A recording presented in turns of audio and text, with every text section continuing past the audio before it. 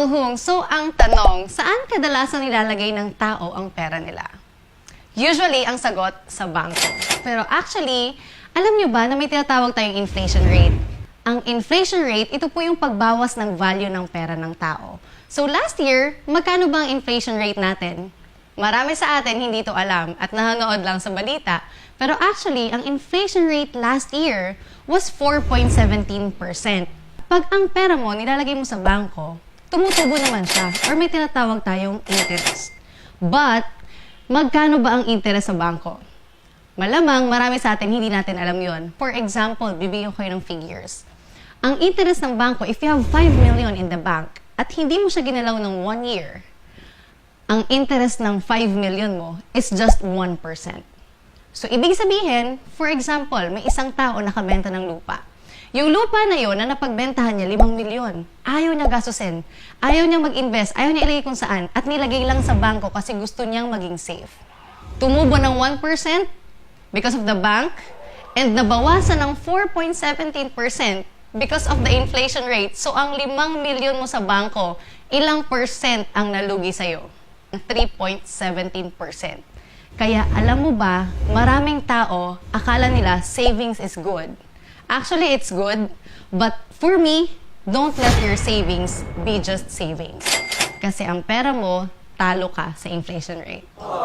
Marami bang natutunan? And for me, kung may natutunan ka dito, mas marami ka pang matutunan sa mga next na sasabihin ko. Now, we go to this. May 4 na klase kung paano kumikita ng pera ang tao.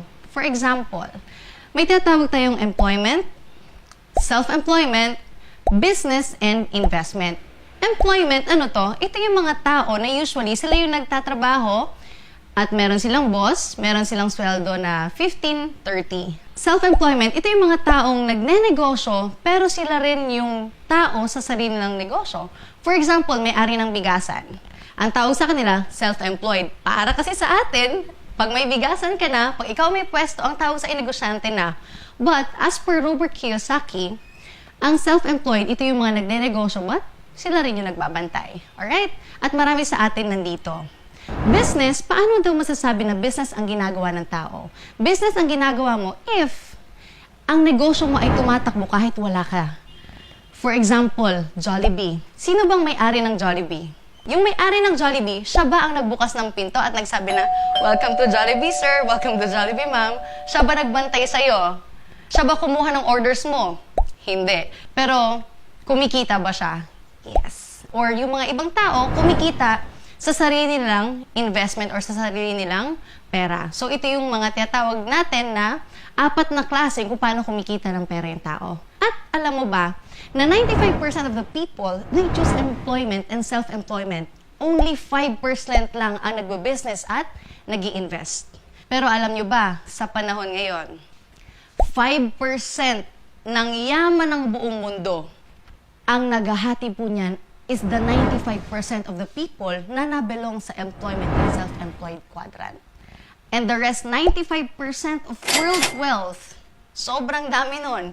Ang 95% na yun, ang naghahati-hati is the 5% of the population na ang ginagawa ay business and investment. Ngayon, kung tatanungin mo ako, paano nga ba yumaman sa buhay or paano maging asensado? So for me, it's just that kailangan mo talaga mag-business at mag-invest. Pero ang tanong mo sa akin ngayon, Pearl, hindi naman tinuro sa akin yan ng nanay ko. Sasagutin kita ngayon.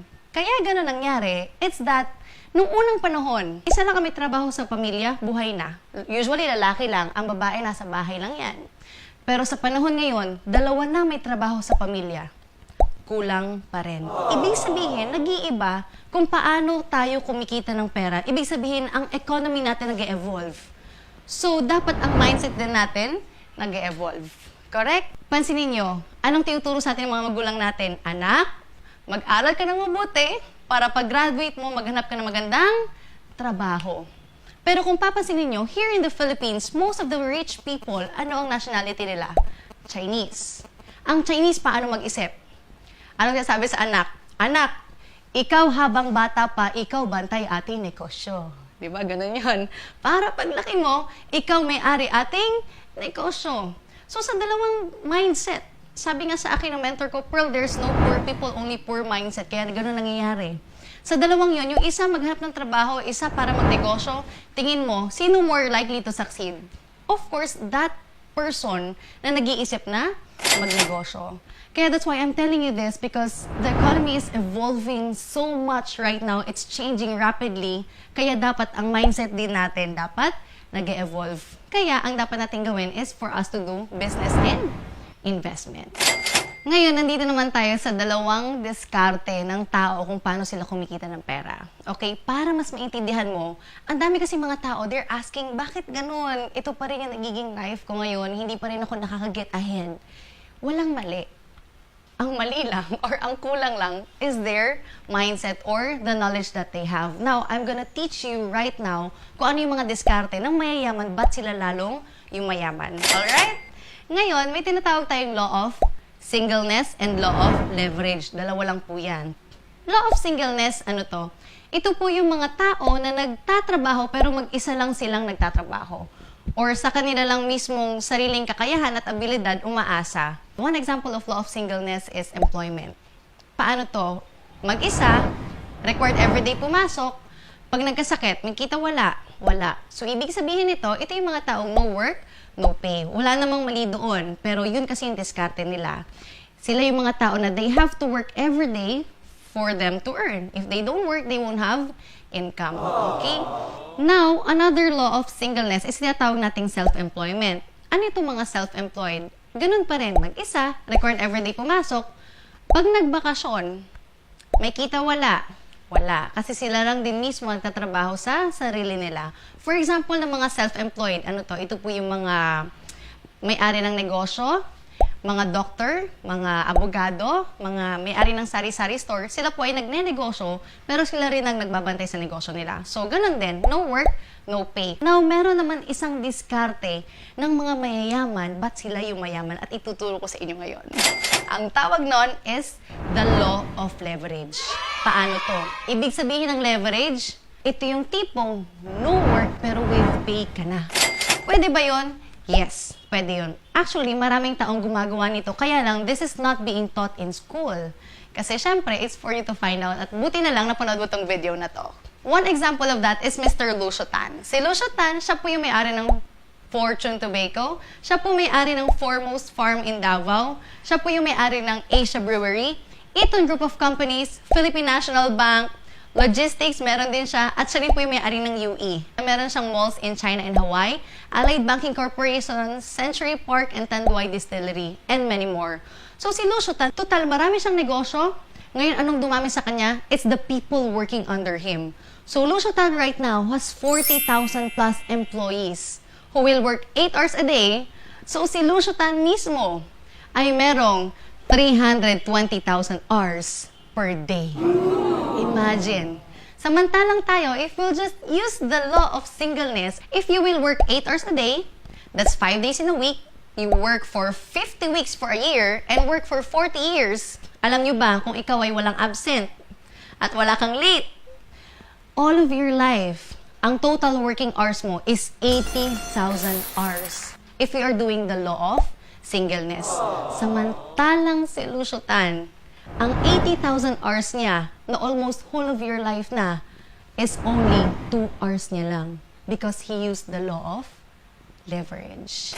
And next, pag-usapan naman natin ng income. Alam mo ba, kung si Lucio Tan ay kumikita ng 10 pesos per hour, malaki-maliit. Kung ikaw babayaran ng 10 pesos per hour na sweldo, maliit, di ba? Malamang hindi mo tatanggapin yung trabaho. But if Lucio Tan is earning 10 pesos per hour, alam mo ba na in one day, meron po siyang 3.2 million. And in 3 days, meron po siyang 9.6 million in 3 days if he is just earning 10 pesos per hour. Samantalang if we will do the law of singleness, kasi ayaw natin magparami, gusto natin tayo lang talaga mag-isa, if you are being paid 120 per hour, 120 per hour, malaki or maliit, pwede na siya actually. Kung ikaw daw po ay binabayaran ng 120 per hour, i-times natin yan sa 40. Alam mo ba, meron ka ring 9.6 million, but in 40 years. At yun ay kung naitatabi mo kung ano yung sinusweldo mo. Pero actually, usually, kung ano yung sinusweldo natin, sakto lang siya pang araw-araw. Kaya para sa akin, it's really, really important from law of singleness, tumawid ka sa maglo-law of leverage.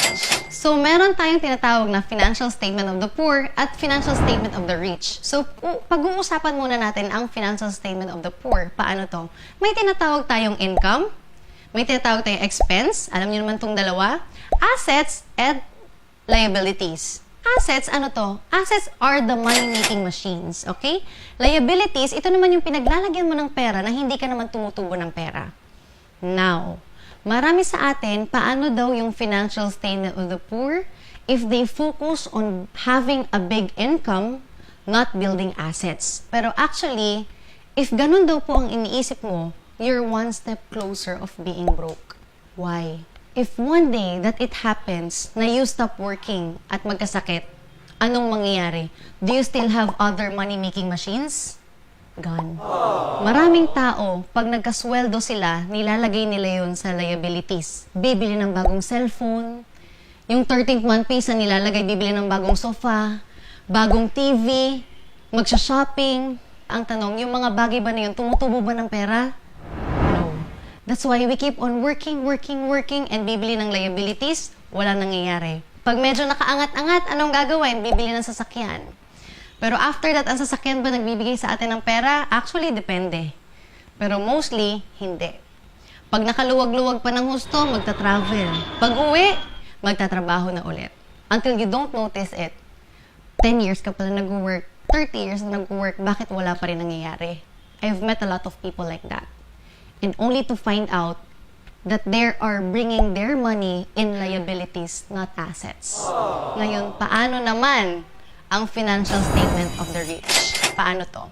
Ang financial statement of the rich, ganun din. May income, expense, assets, and liabilities. But ang mayayaman, pag nagkapera ang mayayaman, nilalagay nila yun sa assets. Ano yung assets? Money-making machines. So, for example, ang tanong sa akin, karamihan, Pearl, I'm only a single income earner. I'm on law of singleness. Okay lang yan. Ang importante, unti-unti tayong gagawa para sa assets mo. Ngayon, ang gagawin mo, if you have extra money, ang gagawin mo sa extra money mo, don't buy liabilities yet. Ang gagawin mo sa extra money mo is for you to buy assets. Pag ikaw ay may single income, nagka-extra ka, nilagay mo sa asset, yung asset mo, pag-igihan mo talaga ng husto para kumita ng pera, pag yung asset mo nag-generate ng income, ang tanong, ilan na source of income mo? 2 na. Di mas marami ka ng pera ngayon.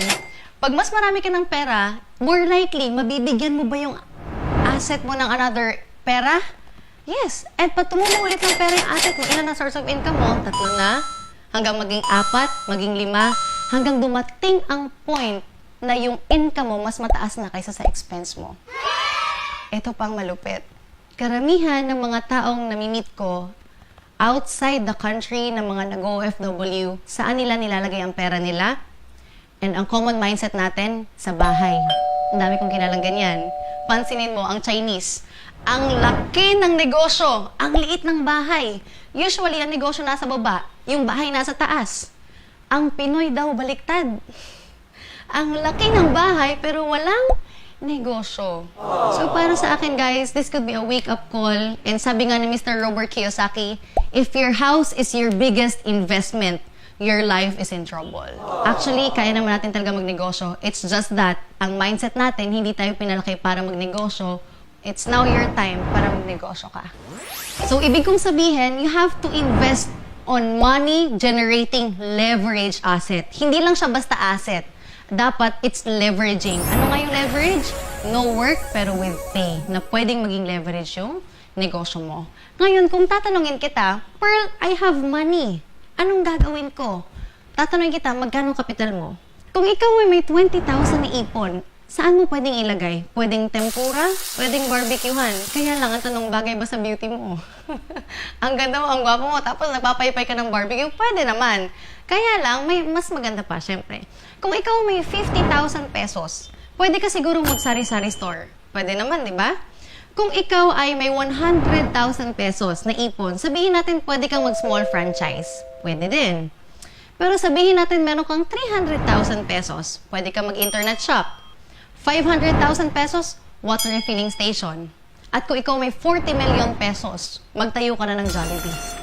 But, I will ask you, sa lahat ng negosyong nabanggit ko, where is the leverage business there? Ibig sabihin ng leverage, again, ito yung business na kahit wala ka, still it's earning. And money works for you. Sa lahat ng 6 na binigay ko sa'yo, na mga negosyong ito, ang pinaka-leverage lang is the Jollibee. Ako na-experience ko mag-small franchise, na-experience ko mag-internet shop, na-experience ko mag-water refilling station, pero hindi siya leverage. Kaya for me, it doesn't suit me. Now, the only leverage here is the Jollibee. Magkano puhunan ni Jollibee? 40 million pesos. Ang tanong ko sa'yo ngayon, may 40 million pesos ka ba? Kung wala, ang next question ko sa'yo ngayon, how much do you have? And anyway, tanungin mo yung tao na nagpapanood sa'yo ng video na to kasi we have this concept of that you can earn leverage na maliit lang yung kapital mo. That's what we did, that's what I did, that's what most people did, and our organization has produced 10,000 millionaires already. So, I'm excited for you at i-contact mo yung tao na nagpapanood nito sa'yo. Again, thank you for watching. This is Pearl Hong, sending you love and light.